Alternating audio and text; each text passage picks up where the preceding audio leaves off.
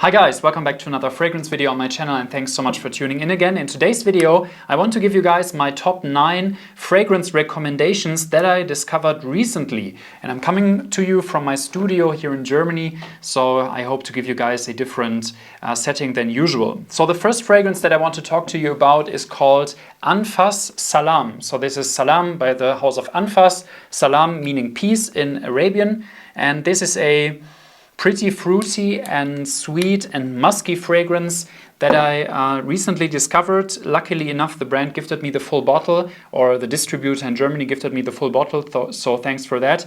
I've tried some different fragrances by Anfas, one being Ishq, which is kind of a Baccarat Rouge alternative with strawberry on top, which is super awesome, and I totally love their bottle designs and their overall setup. So this one is really a very heavy bottle, as you might be able to hear. Also the cap is also really quite heavy, and the fragrance itself is like a little bit like Erba Pura, if you know that, by the brand of Xerjoff, but a lot more sweet and a lot more musky, so a little bit with an oriental touch, and I think it's an awesome fragrance to try.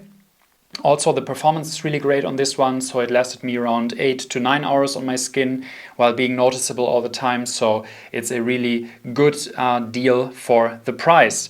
The next one I want to talk to you about comes from Sweden. This is Pana Dora from Sweden. It's a new brand, I believe, with some kind of Penhaligon's type of appearance. So they have this Swedish stag head on top of all of their bottles, which might remind you of the House of Penhaligon's, although it's not the same stag as I was told.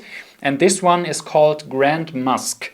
And I've tried all of their fragrances, to be honest, and I didn't really like too many of them in the first place. They're all very artistic and very sophisticated and very different from what you are usually smelling out there. So it was really an experience for me to try them, and I didn't really like all of them in the first place, but this one I absolutely loved because it's more of a classic oriental fragrance. It's very musky, it's kind of animalic, it also has some nice floral notes, and I believe also some oud, although it's not listed in the fragrance note breakdown. And I totally love this because it's just so nice and dark, and I'm actually wearing it today. It develops beautifully on my skin and I'm absolutely in love with it. So this is Pana Dora Grand Musk, a totally new fragrance from a new brand for me, which I absolutely loved. So next up we have a Xerjoff fragrance, one that I have tried a couple of years ago, and this is called XXY, and it's from their Stone Label collection. And this one, by the way, I could have added to this list the fragrance Symphonium, so I will make it a top 10 list. Symphonium has arrived at my doorstep today, so I'm really happy. I did a swap with a community member of mine, and it's just an awesome chocolate fragrance. So all of the Stone Label fragrances, in my opinion, are really very good by Xerjoff. You get a nice bottle with a beautiful stone in front of it, as you maybe know, beautiful packaging, and the fragrance DNAs are just perfect. So Symphonium being my favorite actually of the line, next to Homme and Iris. And this one is a fragrance, so XXY is a fragrance that I've tried a couple of years ago, and I didn't really like it. It was at the beginning of my fragrance journey, so I probably didn't know how to handle this extreme muskiness that this one has. And it's like really very dry in the beginning, and I think that really turned me off back then. But I should have tried it longer and also on my skin for a couple of hours, because after this intense dry and musky period in the beginning, this one develops really beautifully in the most beautiful floral fragrance that I personally know, and it reminded me a little bit of Arish Le Doré's not Russian musk, but Musk Lave, right? So the Musk Lave fragrance. This one has a similar setup, although it's not synthetic musk, although it's not natural musk, but synthetic musk. This one really is a very nice one as well, and it's really a nice stretch for a musky fragrance, because usually, if you know the likes of Apollonia, they are very soft musky fragrances, and this one is really dry. So really a very nice addition to my fragrance knowledge. Okay, so next up we have Quintto Canto, which is a very nice fragrance company from Italy, and this one is called Misiarte. So this is a beautiful white bottle with a satin-like finish, so close to Erba Pura and Sospiro, if you know that line, which was discontinued and integrated into Xerjoff. And this one is the most beautiful female fragrance I've ever tried. It's beautifully coconutty and exotic and beautifully sweet, fruity, and then it develops into this nice vanilla in the dry down. It has a beast mode performance, so it lasts all day long and all night, and it's just, if I smelled this on a woman, it would be totally awesome, I can tell you guys. So this is probably my favorite female fragrance pickup this year, although you would technically be able to try it as a man as well. Next up we have Clive Christian Amber V. So this one is a nice fragrance. I've tried a couple of fragrances by Clive Christian in the showroom that I visited a couple of days ago, and I have to say I really like the brand, although most of their fragrances are quite an understatement in terms of what they do. So you have a lot of fragrances that have really awesome quality. They are super multi-layered and transparent and high quality ingredients, also a very nice bottle design with beautiful finishes, but they are kind of an understatement, so you have to really be willing to spend the money on them because they are not that cheap.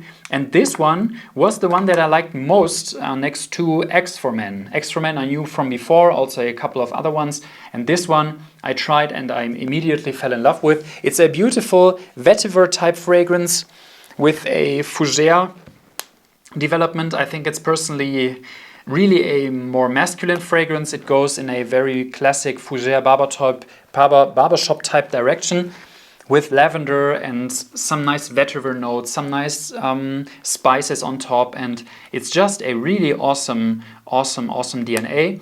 And I totally invite you to try this. It's the one with the V on the bottle, so it's called Amber with Amber Fougere or something like that, with a hint of vetiver, and vetiver stands for the V on the front of the fragrance bottle. I can totally recommend Clive Christian. You should definitely check them out if you have smelled a couple of fragrances already. So next up we have Nobile 1942, also another brand from Italy, and this one is called Rudis. So Rudis being a sword, a wooden sword that was handed to gladiators in ancient Rome when they won inside the arena and they got their freedom back, basically. So that's what the Rudis was. It was a wooden sword. And this one really grabs that theme because it has leathery notes, it has fruity notes, because it was said that these people, so the gladiators, early on they drank wine before and after the event or something. And then you have this intense leathery notes from their armor, I believe, and it really tells a story, this one. So what I really like about this is that it's a fruity, leathery fragrance that is not like Tuscan leather, which is really important because this one has an intense fruitiness. It also has some boozy notes in the beginning, and then it develops into this beautiful leathery dry down. It's an absolute beast in terms of performance. The packaging is also quite uncommon, with a leather box that you get and all that stuff.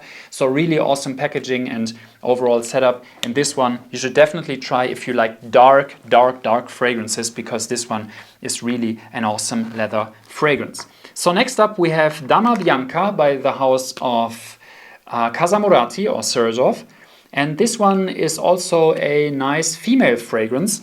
I still have to try it one more time because I don't really remember what it smells like.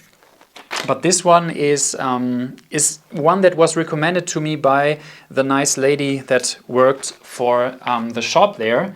And yeah, she told me that it's an awesome female fragrance, and she was absolutely right. So I believe it's a nice female fragrance. It's kind of a classical female fragrance. So if you know the likes of Italian fragrances for women, this would be the stereotype. It contains white florals, it contains musk.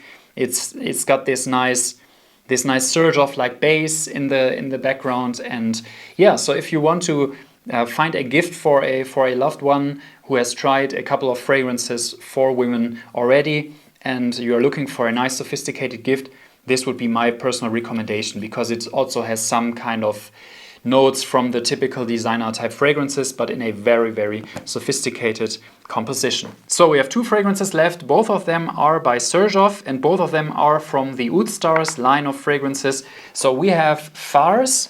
This one I knew already, and I fell in love with it again because it is the most wearable Oud Stars fragrance in the Xerjoff lineup, in my opinion. It's also the most mainstream one, but it combines beautifully the Western type notes with Oriental type notes or Eastern type notes. So you have oud in the base, you have nagamota, which is a ingredient that is supposed to enhance the oudiness and smokiness of a fragrance, and it also has lavender on the other side and some citrus notes in the beginning. So it starts off like a really awesome cologne type DNA or barbershop fougere type DNA. Then it has this oudi twist which makes it also Oriental and very, very interesting. So this one was a fragrance that I knew already. I also really quite liked it, but I had to try it again in a sample because it's just the most beautiful mainstreamish type oud fragrance. And then the last fragrance that I want to talk to you about is Mamluk by Xerjoff, also from the Oud Stars. And I really got this to compare it to Ceylon, because both of these fragrances have a honey note and both of these have oud, although this one is a significant amount lighter than Ceylon, because Ceylon has black tea in it and it's really more animalic and barnyard type oud, and this one has more of a light and fruity and a little bit spicy development. So yeah, really, really interesting to smell this. I still have to try it, like wearing it for one day to see what the performance is like. But so far, I really like it. I really like the honey note that Xerjoff uses in both of these fragrances. Right now, I like Ceylon more than Mamluk, but I also like this one, and I'm excited to see if I change my opinion about this. So these are my past 10 fragrance pickups that I really like. So these are all at least a 9 out of 10 for me personally, and I hope to give you guys some recommendations right here. If you like this video, please leave me a thumbs up and please let me know your latest fragrance love, your latest fragrance discovery that you like in the comment section down below. Thanks for watching, guys. Don't forget to subscribe. I will see you guys in the next one, and bye-bye.